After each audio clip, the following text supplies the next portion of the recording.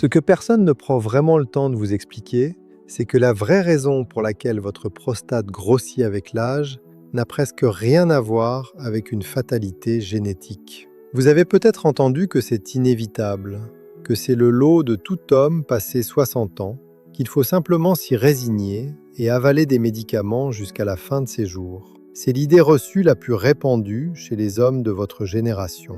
Et c'est précisément celle qui vous coûte le plus cher, en qualité de sommeil, en liberté de mouvement, en dignité au quotidien. En 2008, une étude publiée dans le Journal of Nutrition a suivi 40 hommes atteints d'hypertrophie bénigne de la prostate pendant 6 mois. Des résultats ont sidéré les chercheurs. Dans le groupe qui avait reçu un composé naturel, présent dans certains fruits rouges, la prostate avait cessé de grossir, complètement. Alors que dans le groupe placebo, elle avait continué à s'élargir, exactement comme prévu. Ce composé, c'est le lycopène. Et le fruit qui en contient le plus, à poids égal, n'est pas celui auquel vous pensez en premier. Ce n'est pas la tomate, c'est la pastèque. Imaginez-vous demain matin, ouvrant les yeux sans avoir été réveillé une seule fois dans la nuit. Pas de course précipitée aux toilettes à 2 heures du matin, pas à 4 heures, pas à 6 heures. Juste une nuit complète, profonde, réparatrice. Imaginez retrouver cette sensation que vous n'avez peut-être pas connue depuis des années. Entrer dans une réunion, une sortie en famille, un long voyage en voiture, sans passer votre temps à repérer l'emplacement des toilettes. Ce n'est pas un rêve inaccessible. Ce sont les résultats mesurables que des hommes comme vous ont obtenus en modifiant simplement ce qu'ils mangent. Le problème, c'est que ni l'industrie pharmaceutique, ni beaucoup de médecins pressés n'ont d'intérêt particulier à vous parler de fruits et de mécanismes moléculaires naturels. Les médicaments pour la prostate représentent plusieurs milliards d'euros de chiffre d'affaires annuel en Europe. Ce n'est pas un complot, c'est simplement une réalité économique. Et pendant ce temps, les données scientifiques s'accumulent dans les revues spécialisées, accessibles à qui prend le temps d'y chercher. Dans cette vidéo, je vais vous présenter 5 mécanismes et protocoles concrets. 5 façons de comprendre comment certains aliments que vous pouvez acheter dans n'importe quel marché agissent directement sur les cellules de votre prostate. Je vous dirai lequel de ces protocoles est, selon les données les plus récentes, le plus puissant. Et comme toujours, je le garderai pour la fin.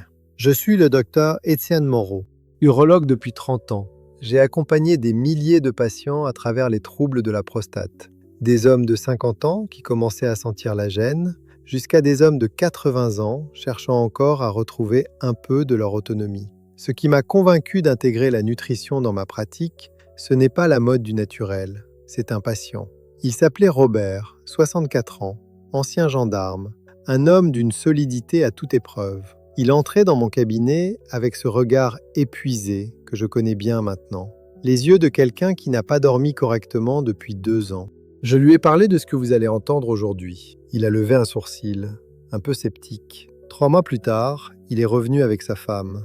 Et c'est elle qui a parlé en premier. Elle m'a dit que son mari était revenu.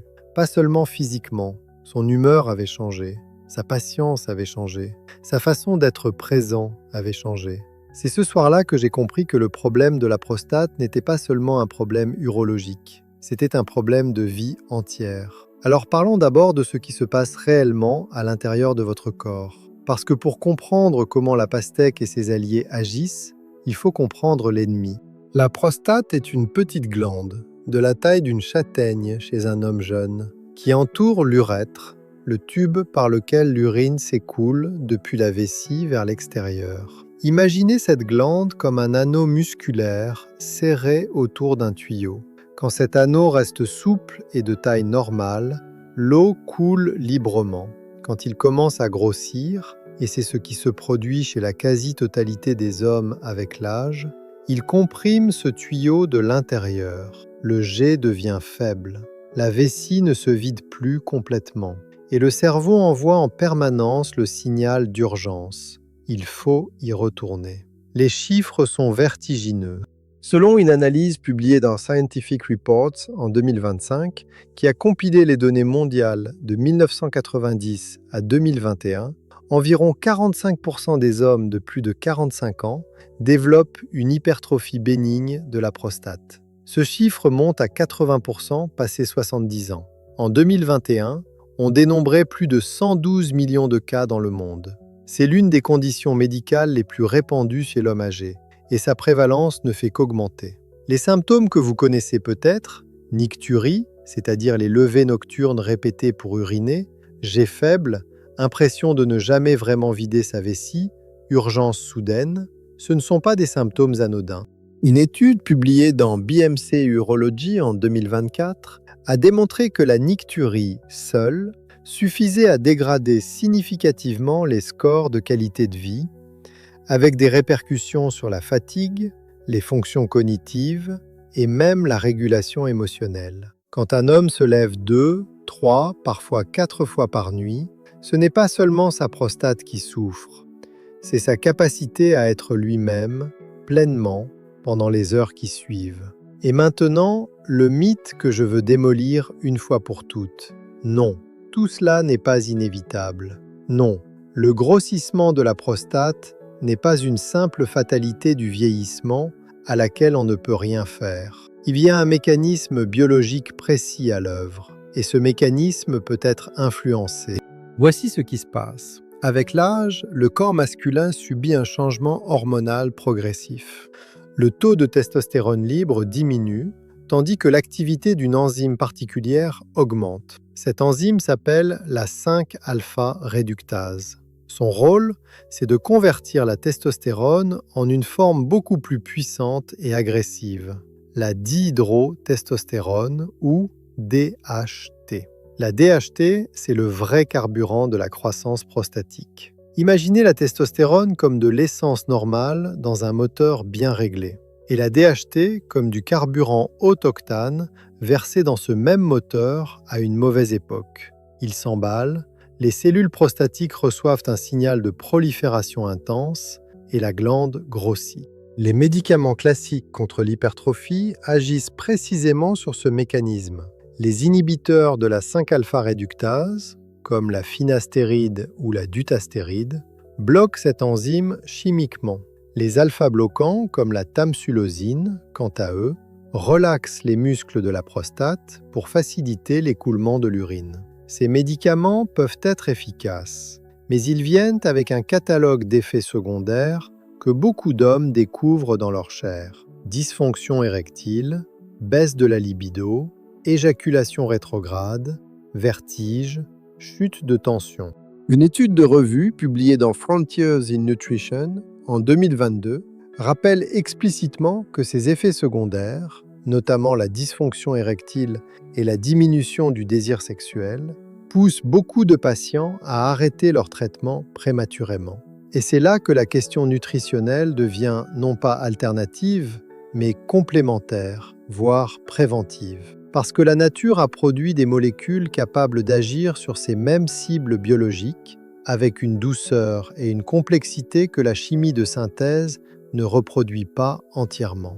Et l'une de ces molécules se trouve en abondance dans un fruit que vous avez probablement mangé cet été sans vous douter de son pouvoir. Le lycopène. Ce mot grec, qui signifie littéralement pigment de la tomate, lycos, la louve, et persicum, la pêche, en référence à la tomate vermeille, désigne en réalité une molécule appartenant à la grande famille des caroténoïdes. Ce sont ces pigments naturels qui donnent leur couleur rouge, orange et rose aux végétaux.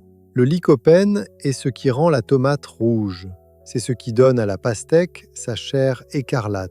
C'est ce qui colore le pamplemousse rose, la goyave, la papaye. Mais le lycopène n'est pas qu'un pigment esthétique. C'est l'un des antioxydants les plus puissants que la nature ait produit, avec une capacité à neutraliser les radicaux libres, ces molécules instables qui agressent les cellules, 2 fois supérieure à celle du bêta-carotène, son cousin le plus connu. Je me souviens de Gérard, 66 ans, ancien mécanicien automobile de la région lyonnaise. Il était entré dans mon cabinet avec cet air-là que je reconnais maintenant immédiatement, les épaules un peu tombées, les yeux battus, et cette façon de s'asseoir prudemment, comme quelqu'un qui sait qu'il va devoir parler de sujets intimes et qui s'y résout difficilement. Il se levait en moyenne 3 fois par nuit depuis 18 mois. Il avait déjà essayé la tamsulosine. Elle avait amélioré légèrement son jet, mais les vertiges en fin de journée le gênaient dans son atelier. Il m'a demandé s'il y avait autre chose. Quand je lui ai parlé du lycopène et de la pastèque, il a souri. Ce sourire poli, légèrement condescendant, de l'homme qui pense que son médecin lui suggère de manger des fruits à la place de vrais médicaments. Il a quand même essayé, parce qu'il n'avait rien à perdre. Alors regardons ce que la science dit réellement sur ce mécanisme.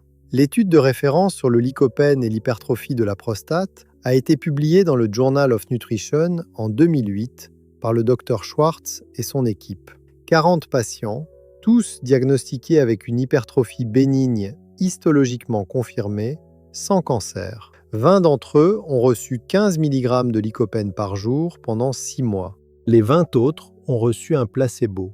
Résultat, dans le groupe lycopène, les taux de PSA, l'antigène spécifique de la prostate, marqueur de l'activité cellulaire prostatique, ont diminué de manière statistiquement significative. Et surtout, l'échographie transrectale a montré que la prostate n'avait pas augmenté de volume dans le groupe traité, tandis que dans le groupe placebo, elle avait continué sa progression mesurable. Ce n'est pas un détail, ce n'est pas anecdotique. La prostate s'était arrêtée de grossir. Comment le lycopène agit-il à l'échelle cellulaire ? Plusieurs mécanismes ont été identifiés dans la littérature scientifique. Le premier, et peut-être le plus fascinant, a été décrit dans une étude publiée dans la revue Carcinogenesis. Le lycopène inhibe la signalisation de l'IGF-1, le facteur de croissance insulino-mimétique de type 1. Autrement dit, il coupe le signal de croissance que reçoivent les cellules prostatiques. Imaginez un chef d'orchestre qui brandit sa baguette pour faire jouer l'ensemble. Le lycopène attrape cette baguette. Les musiciens sont toujours là, mais ils ne reçoivent plus le signal de jouer ensemble pour faire grossir la glande. Deuxième mécanisme. Des études sur des modèles animaux, publiées dans la revue Molecules en 2023, ont montré que le lycopène réduit l'expression des gènes codant pour la 5-alpha-réductase. Oui, exactement le même enzyme que les médicaments de synthèse ciblent. Pas de la même façon, pas avec la même brutalité, mais de manière mesurable et progressive. Dans cette étude, les rats traités avec du lycopène ont montré une réduction de l'expression de la 5-alpha-réductase de presque 30% par rapport au groupe contrôle. Troisième mécanisme, l'action anti-inflammatoire. L'inflammation chronique de bas grade est aujourd'hui reconnue comme l'un des facteurs accélérateurs de l'hypertrophie prostatique. Le lycopène inhibe les enzymes COX-2, cyclooxygénase de type 2, qui sont les enzymes clés de la cascade inflammatoire. En apportant cet effet anti-inflammatoire directement dans les tissus prostatiques, où se concentre naturellement le lycopène après ingestion, il crée un environnement cellulaire moins propice à la prolifération. Et maintenant, la question qui change tout, d'où vient le meilleur lycopène pour votre prostate ? Pendant des décennies, la tomate a monopolisé cette conversation. Et la tomate reste un allié extraordinaire. Nous y reviendrons en détail. Mais en 2002, des chercheurs du service de recherche agricole américain ont publié des données qui ont bousculé ce consensus. Ils ont analysé 13 variétés de pastèques et comparé leur teneur en lycopène à celle du jus de tomate, qui était alors la référence standard de biodisponibilité. Leur conclusion ? La pastèque contient en moyenne 40% plus de lycopène que la tomate crue à poids égal. Et, ce qui est encore plus remarquable, la biodisponibilité du lycopène de la pastèque, même sans cuisson, est comparable à celle du jus de tomate chauffé.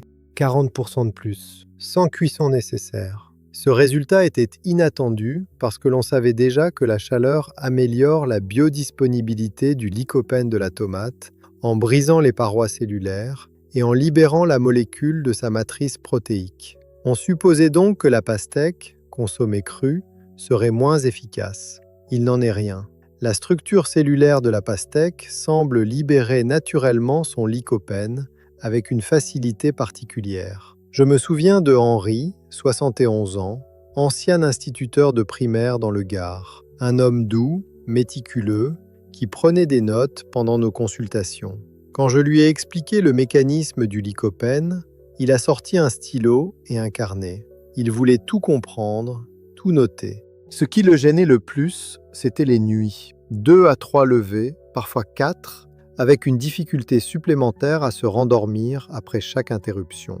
Sa femme dormait dans la chambre voisine depuis 6 mois, non par manque d'amour, mais pour pouvoir récupérer elle aussi. Cette séparation nocturne le pesait profondément, même s'il ne le disait pas directement. Quand il m'a demandé ce qu'il pouvait faire concrètement, je lui ai proposé un protocole simple. 200 grammes de pastèque fraîche chaque matin, accompagné d'une cuillère à café d'huile d'olive, parce que le lycopène est liposoluble, c'est-à-dire qu'il se dissout dans les graisses et l'huile améliore encore son absorption.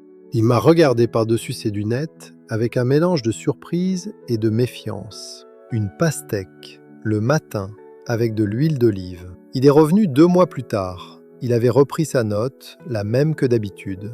Mais cette fois, la première ligne disait 2 levées nocturnes en moyenne au lieu de 3,5. Et la deuxième ligne, femme revenue dans la chambre depuis 3 semaines. Ce qui rend la pastèque particulièrement intéressante par rapport à la tomate, ce n'est pas seulement sa teneur en lycopène, c'est aussi sa composition en citruline, un acide aminé que le corps convertit en arginine, précurseur de l'oxyde nitrique. L'oxyde nitrique est un vasodilatateur naturel qui améliore la circulation sanguine dans les tissus. Dans le contexte prostatique, une meilleure perfusion des tissus facilite l'apport en nutriments et l'élimination des déchets métaboliques, réduisant ainsi la stagnation inflammatoire qui contribue à l'hypertrophie. C'est un bénéfice secondaire, mais loin d'être négligeable. Pour intégrer la pastèque efficacement dans votre alimentation quotidienne, voici le protocole que je recommande à mes patients.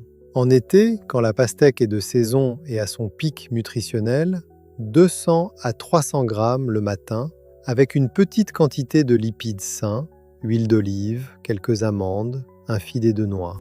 En dehors de la saison estivale, ou pour maintenir l'apport de façon régulière toute l'année, le jus de pastèque fraîchement pressé, sans sucre ajouté, représente une alternative efficace. La pastèque sans pépins tend à contenir davantage de lycopène que les variétés avec pépins.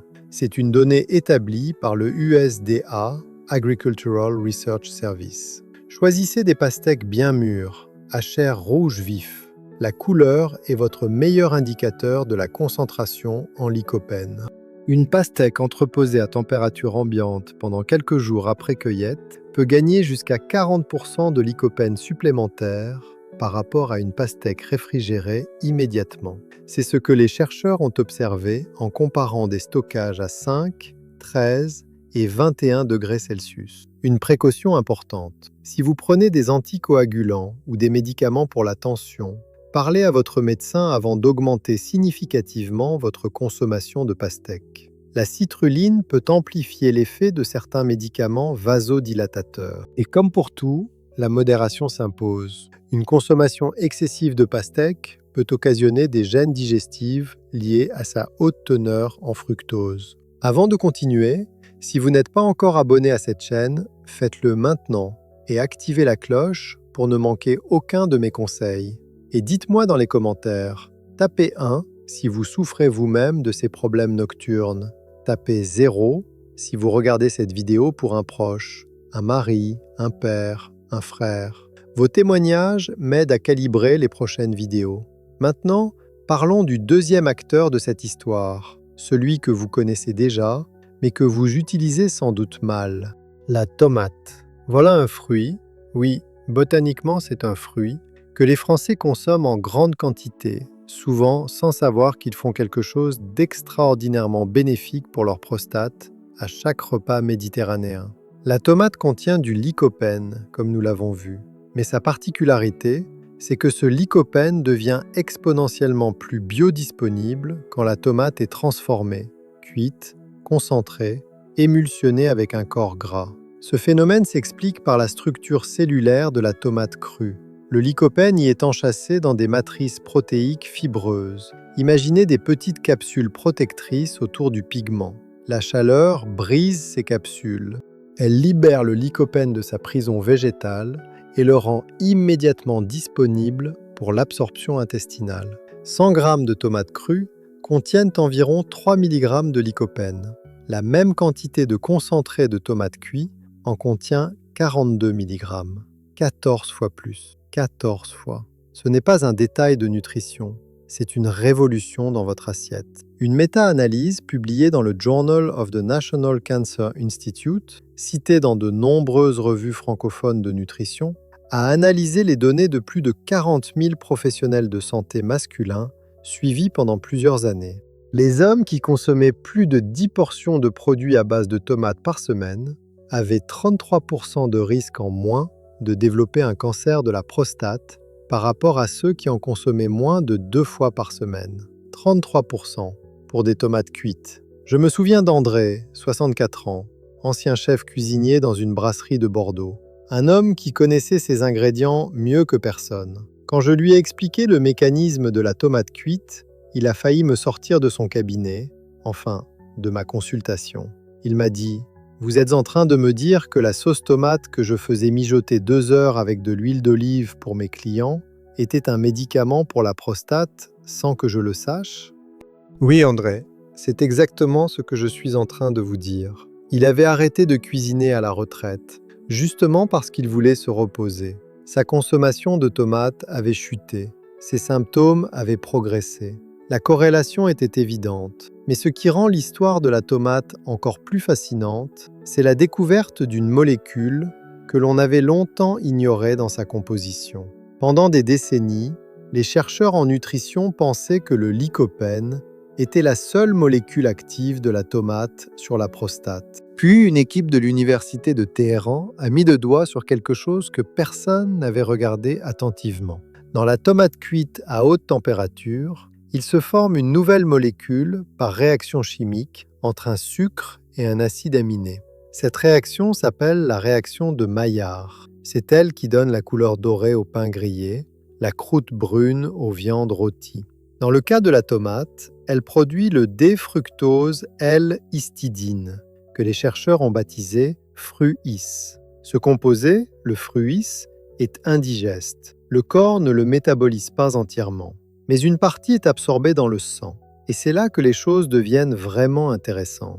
Il faut comprendre que la tomate n'est pas un aliment simple. C'est une usine biochimique d'une complexité remarquable. Elle contient du lycopène, oui, mais aussi de la quercétine, de la vitamine C, de la vitamine B9, de la vitamine E, des polyphénols, des flavonoïdes, une véritable constellation de molécules qui interagissent entre elles et avec les tissus humains d'une façon que les compléments alimentaires isolés ne parviennent pas à reproduire complètement.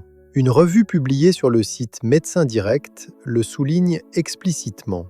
La supplémentation en lycopène sous forme de gélules n'a pas le même effet protecteur que la consommation de tomates entières, probablement parce que dans les aliments qui en contiennent, d'autres substances interagissent avec le lycopène pour le rendre plus efficace. C'est la grande leçon que la nutri-épigénomique, la science qui étudie comment la nourriture parle à nos gènes, nous enseigne depuis 20 ans. La nature a conçu des synergies que nous ne pouvons pas encore entièrement imiter en laboratoire. En 2022, une étude randomisée en double aveugle contre placebo, publiée dans la revue Frontiers in Nutrition, par des chercheurs de l'Université de Téhéran et de l'Université McGill de Montréal, a suivi 52 hommes atteints d'hypertrophie bénigne de la prostate pendant 8 semaines. Ils ont été répartis en 4 groupes: lycopène seul, fruis seul, lycopène combiné au fruis et placebo. Les résultats du groupe combiné étaient frappants. La réduction du score symptomatique de la prostate, mesuré par le questionnaire international standardisé IPSS, l'International Prostate Symptom Score, était de 4,45 points dans le groupe lycopène plus fruis, contre 1,66 seulement dans le groupe lycopène seul. Le fruis avait presque triplé l'effet du lycopène sur les symptômes. Et le taux d'IGF-1 sanguin, ce facteur de croissance insulino-mimétique qui donne aux cellules prostatiques le signal de se multiplier, avait chuté de 54,47 nanogrammes par millilitre dans le groupe combiné contre 30,24 dans le groupe lycopène seul. Qu'est-ce que cela signifie concrètement pour vous ? Cela signifie qu'une tomate crue et une tomate cuite ne sont pas les mêmes aliments pour votre prostate. La tomate cuite à température élevée génère du fruit. La tomate crue n'en contient pratiquement pas. Vous avez donc tout intérêt à préparer vos tomates en sauce mijotée, en coulis, en soupe. Non pas pour les rendre plus savoureuses, pour les rendre médicalement plus efficaces. Je me souviens de Bernard, 69 ans, ancien directeur d'école primaire dans la banlieue de Toulouse. Un homme précis, organisé, qui prenait sa santé avec le même sérieux méthodique qu'il avait mis dans son travail. Quand je lui ai expliqué le mécanisme du fruit, il a immédiatement compris l'implication pratique. Il m'a demandé « Alors si je fais mijoter ma sauce tomate longtemps, à feu doux, avec de l'huile d'olive, j'obtiens les deux molécules en même temps ?» Exactement, Bernard. Le lycopène libéré par la chaleur, absorbable grâce aux lipides de l'huile, et le fruit formé par la réaction entre le fructose naturel de la tomate et ses acides aminés. Il a adopté ce rituel 2 fois par semaine. Une sauce tomate maison, longue cuisson, huile d'olive, comme d'autres prennent leurs médicaments. 6 semaines plus tard, son score IPSS avait diminué de 5 points. Ce qui m'a le plus frappé, c'est ce qu'il m'a dit en partant. Pour la première fois depuis longtemps, je me suis promené en ville samedi matin sans chercher les toilettes du regard. Pour lui, c'était la liberté. Pas grandiose, pas spectaculaire, juste la liberté ordinaire de marcher dans sa ville. Voici le protocole que je recommande à mes patients pour maximiser l'effet fruit. Préparez une sauce tomate maison 2 à 3 fois par semaine. Faites revenir 2 gousses d'ail dans 2 cuillères à soupe d'huile d'olive pendant 2 minutes. L'ail lui-même mérite une mention. Des études japonaises sur la relation entre alimentation et hypertrophie de la prostate ont montré que les composés soufrés de l'ail, notamment l'allicine, exercent une action inhibitrice sur la prolifération des cellules prostatiques. C'est un bonus non négligeable dans votre sauce. Ajoutez 400 g de tomates pelées en conserve. Les tomates en conserve contiennent souvent plus de lycopène que les tomates fraîches hors saison, car elles sont cueillies à pleine maturité. Faites mijoter à feu doux pendant 20 à 30 minutes. La longue cuisson à basse température favorise la formation de fruits sans détruire le lycopène.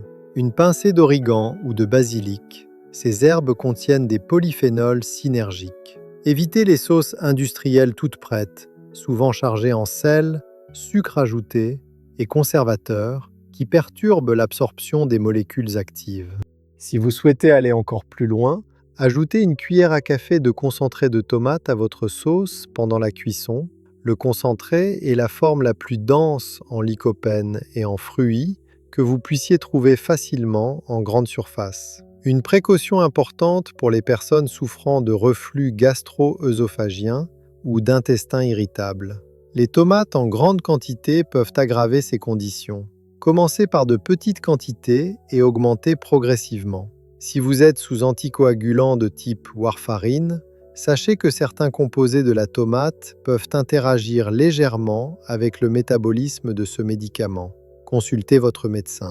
Et maintenant, le protocole le plus puissant de cette vidéo. Celui que j'ai gardé pour la fin parce qu'il synthétise tout ce que nous avons vu en ajoutant une dernière dimension que la plupart des hommes ignorent complètement. En 2023, une étude publiée dans la revue Molecules par des chercheurs chinois a testé la combinaison de 2 molécules naturelles sur des modèles animaux d'hypertrophie bénigne de la prostate, le lycopène et la curcumine, le principe actif du curcuma. Les chercheurs ont mesuré les taux sanguins de DHT, la dihydrotestostérone, notre carburant de la croissance prostatique. Le lycopène seul réduisait la DHT de 10,17%. La curcumine seule la réduisait de 19,97%.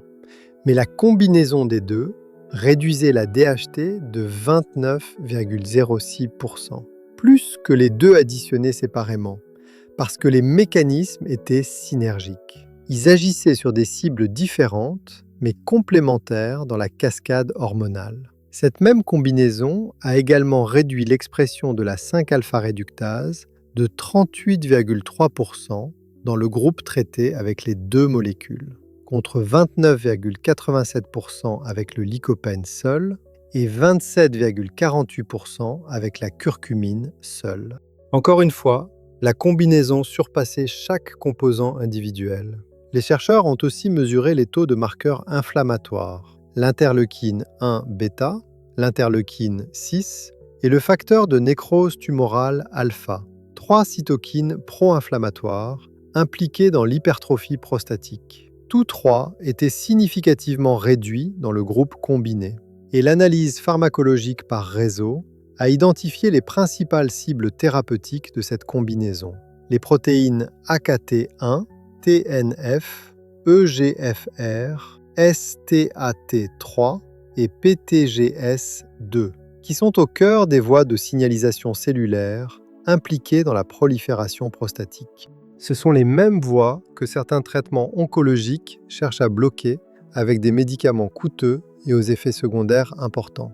Ici, des molécules naturelles issues de la cuisine méditerranéenne font un travail partiel mais réel sur ces mêmes cibles, sans effets secondaires documentés aux doses alimentaires. Et l'essai clinique POMITE, publié dans le British Journal of Cancer en 2014, apporte la confirmation humaine de cette logique de synergie.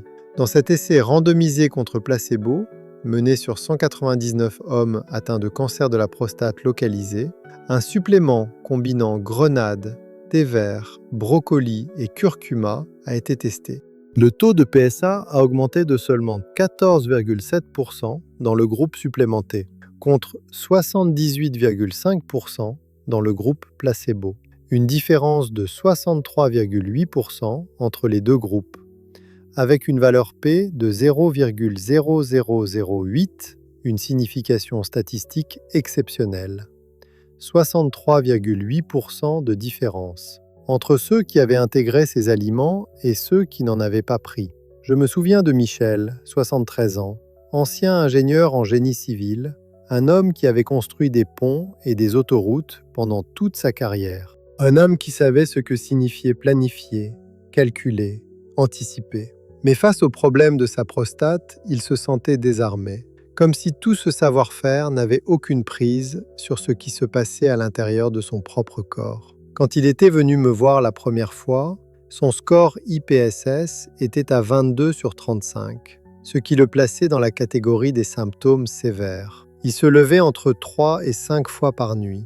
Il avait renoncé aux voyages en train, aux sorties au théâtre, aux repas en famille longs et joyeux. Il vivait dans une forme d'assignation à résidence intérieure, toujours à courte distance des toilettes. Je lui ai proposé ce que j'appelle maintenant le protocole de synergie complète. Non pas un seul aliment, pas une seule molécule, mais une architecture alimentaire quotidienne construite autour de plusieurs cibles biologiques simultanées. Le matin, 200 g de pastèque fraîche avec une cuillère d'huile d'olive ou quelques amandes. Lycopène biodisponible immédiatement, citruline pour la perfusion tissulaire. Le midi ou le soir, 2 à 3 fois par semaine. Une sauce tomate maison, longtemps mijotée avec de l'huile d'olive. Lycopène concentré et fruits formés par la cuisson. En assaisonnement régulier, une demi-cuillère à café de curcuma dans les plats chauds, toujours avec du poivre noir, car la pipérine du poivre augmente l'absorption de la curcumine de 1000% selon des études pharmacocinétiques. Et 2 à 3 fois par semaine, une portion de brocoli, de chou-fleur ou d'un autre légume crucifère qui apporte le sulforaphane, un autre inhibiteur de la croissance cellulaire prostatique. Ce dernier point mérite qu'on s'y attarde une seconde. Une étude publiée dans la revue PLOS ONE en 2008 par des chercheurs de l'Institute of Food Research avait montré que la consommation de brocoli modifiait l'expression de gènes impliqués dans la signalisation cellulaire au niveau de la prostate, avec des effets significatifs détectés en seulement 12 mois de consommation régulière. Le brocoli cuit à la vapeur conserve mieux son sulforaphane que le brocoli bouilli, dont l'eau de cuisson emporte une partie des composés actifs. Une dernière pièce dans ce puzzle alimentaire mérite votre attention, le zinc. La prostate contient naturellement plus de zinc que tout autre tissu du corps humain, et ce minéral joue un rôle crucial dans le maintien de son fonctionnement normal. Les graines de courge, les graines de sésame et les noix de cajou sont d'excellentes sources de zinc que vous pouvez facilement intégrer en collation. Quelques graines de courge le soir, crues ou légèrement grillées, sans sel, est une habitude simple et agréable qui complète le tableau nutritionnel. Michel a suivi ce protocole avec la rigueur qu'il avait mise dans tous les projets de sa vie. Il a tenu un carnet. Il notait ses levées nocturnes, sa qualité de sommeil, ses symptômes diurnes. Il avait même créé un petit tableau de suivi hebdomadaire, la même méthode qu'il utilisait jadis pour suivre l'avancement de ses chantiers. Après 8 semaines, il m'a apporté son carnet. Son score IPSS était passé de 22 à 14, une amélioration de 8 points, ce qui le faisait passer des symptômes sévères aux symptômes modérés. Ses levées nocturnes étaient passées de 3,8 en moyenne à 2,1. Ce n'était pas la guérison complète, ce n'était pas la prétention de remplacer un suivi urologique rigoureux, mais c'était 8 points sur une échelle qui mesure la qualité de vie réelle. C'était 1h30 de sommeil supplémentaire par nuit en moyenne. C'était un dimanche à table avec ses enfants et ses petits-enfants sans se lever une seule fois pendant le repas. Quand il m'a dit ça, sa voix avait changé. Il y avait quelque chose de récupéré là-dedans. Pas seulement de l'urine mieux gérée, mais une forme de présence à soi-même et aux autres qu'il pensait avoir perdue pour toujours. Il m'a dit « Je me sens moins vieux ». Non pas parce que je n'ai plus de problème de prostate, mais parce que je fais quelque chose pour moi. Je ne subis plus. Cette nuance, agir plutôt que subir, est peut-être la dimension psychologique la plus importante de tout ce que je vous raconte aujourd'hui. L'hypertrophie de la prostate isole les hommes. Elle les pousse dans la honte, dans le silence, dans l'acceptation fataliste. Reprendre du pouvoir sur sa biologie, même partiellement, même progressivement, change quelque chose de fondamental dans la façon dont un homme se perçoit. Il y a une chose que je dois vous dire clairement, parce que ce serait vous manquer de respect que de ne pas le faire. Ces aliments ne remplacent pas un suivi médical. Si vous avez des symptômes urinaires persistants, une élévation du PSA, ou si vous n'avez pas passé de bilan prostatique depuis plus d'1 an, consultez votre urologue. L'hypertrophie bénigne de la prostate peut, dans certains cas, progresser vers une rétention urinaire aiguë, une urgence médicale. L'alimentation est un outil puissant de prévention et de soutien. Elle ne se substitue pas au diagnostic, et certains hommes, en fonction de leur profil, ont besoin d'un traitement médicamenteux en complément de tout ce que je vous ai décrit. Ce que vous pouvez faire, et ce que je vous encourage à faire dès aujourd'hui, c'est ajouter ces aliments à votre vie, pas retirer les médicaments de votre cabinet. Je veux aussi aborder un point que beaucoup d'hommes n'osent pas mentionner à leur médecin, l'impact de l'hypertrophie de la prostate sur la vie sexuelle. 1/3 des hommes souffrant d'hypertrophie rapportent des troubles érectiles associés, selon les données épidémiologiques les plus récentes. Ce lien est en partie vasculaire. La même inflammation qui touche la prostate affecte la microcirculation pelvienne, et en partie psychologique, liée à l'anxiété permanente générée par les symptômes urinaires. Ce que j'observe dans ma pratique, c'est que lorsque les symptômes urinaires s'améliorent grâce à des changements alimentaires, la confiance en soi des patients se transforme aussi. Ils dorment mieux, ils sont moins anxieux, et cette amélioration globale rejaillit souvent positivement sur leur vie intime. Ce n'est pas un hasard, c'est la biologie de la récupération. Une autre précaution.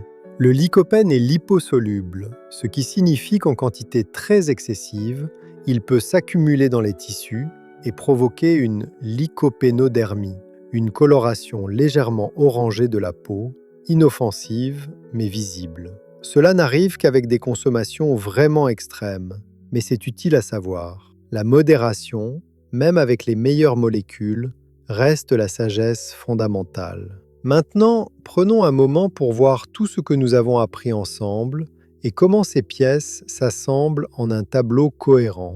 Votre prostate est une glande vivante, sensible à l'environnement hormonal et inflammatoire qui l'entoure. Avec l'âge, la 5-alpha-réductase s'emballe, produisant trop de DHT qui pousse les cellules prostatiques à proliférer. L'inflammation chronique de bas grade crée un terrain favorable à ce dérèglement. Et l'accumulation de radicaux libres, ces molécules agressives générées par le stress, la pollution, une alimentation pauvre en antioxydants, aggrave le stress oxydatif au niveau des tissus prostatiques. Le lycopène agit simultanément sur ces trois fronts. Il module l'expression de la 5-alpha-réductase, réduisant la production de DHT. Il inhibe les enzymes COX-2, coupant la chaîne inflammatoire, et sa puissance antioxydante, 2 fois supérieure à celle du bêta-carotène, neutralise les radicaux libres directement dans les tissus où ils se concentrent, et la prostate est l'un des organes où le lycopène s'accumule naturellement après ingestion. Des études de dosage ont montré qu'après seulement 3 semaines de consommation quotidienne de produits à base de tomates, la concentration de lycopène dans les tissus prostatiques est mesurable et significative. La prostate, pour ainsi dire, reconnaît cette molécule, elle l'accueille, elle l'utilise. La pastèque vous offre ce lycopène dans sa forme la plus biodisponible en l'état cru, enrichi de citrulline pour la vascularisation.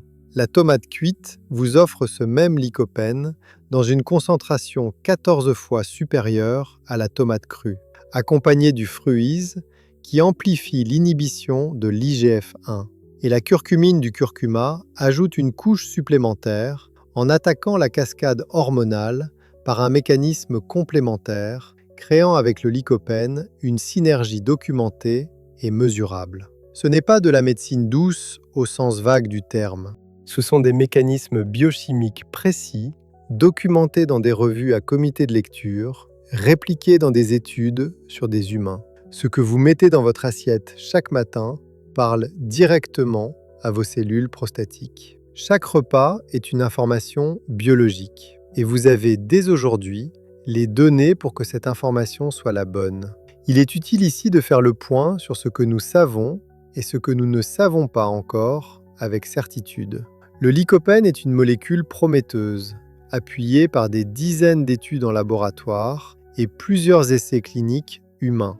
Les résultats sont globalement positifs, en particulier pour ralentir la progression de l'hypertrophie et pour réduire les niveaux de PSA.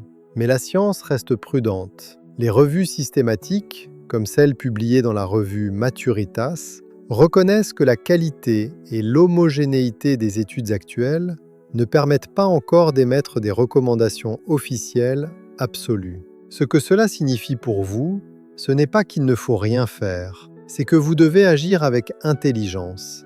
Intégrer ces aliments dans le cadre d'une alimentation globalement saine, maintenir un suivi médical régulier et rester à l'écoute de votre corps plutôt que de chercher une solution miracle unique. Pour vous aider à visualiser concrètement à quoi ressemble une semaine de ce protocole de synergie complète, voici comment certains de mes patients l'organisent. Le lundi, pastèque le matin, sauce tomate maison le soir avec du riz complet et une pincée de curcuma et de poivre noir. Le mercredi, soupe de tomates maison, tomates, carottes, oignons, ail, un filet d'huile d'olive, mijoté 20 minutes. Le vendredi, brocoli à la vapeur avec du saumon. Les oméga 3 du saumon exercent eux aussi une action anti-inflammatoire documentée sur les tissus prostatiques selon la revue PMC sur les relations entre régimes alimentaires, hyperplasie bénigne et dysfonction érectile de 2021. Le week-end, une salade de tomates cerises avec de l'huile d'olive et du basilic, de la pastèque en dessert, quelques graines de courge en apéritif. Ce n'est pas un régime contraignant, ce n'est pas une liste d'interdictions, c'est simplement une façon de donner à votre corps, régulièrement et sans effort particulier, les molécules dont votre prostate a besoin pour rester dans les meilleures conditions possibles. Je veux vous laisser avec une image. Imaginez votre prostate comme un jardin dont vous avez négligé le sol pendant des décennies parce que personne ne vous avait dit qu'il avait besoin d'entretien. Il n'est jamais trop tard pour amender ce sol. Les plantes que vous y placerez maintenant, les molécules que vous apporterez à travers votre alimentation, ne feront peut-être pas disparaître toutes les mauvaises herbes déjà installées, mais elles changeront les conditions dans lesquelles ce jardin évolue. Elles ralentiront ce qui peut être ralenti. Elles soulageront ce qui peut être soulagé. Et elles redonneront à ce jardin, progressivement, les conditions d'un fonctionnement plus harmonieux. Pensez à tout ce que vous vous êtes peut-être interdit ces dernières années à cause de ces symptômes. Le voyage de quelques heures en voiture que vous avez refusé parce que vous ne saviez pas s'il y aurait des aires d'arrêt.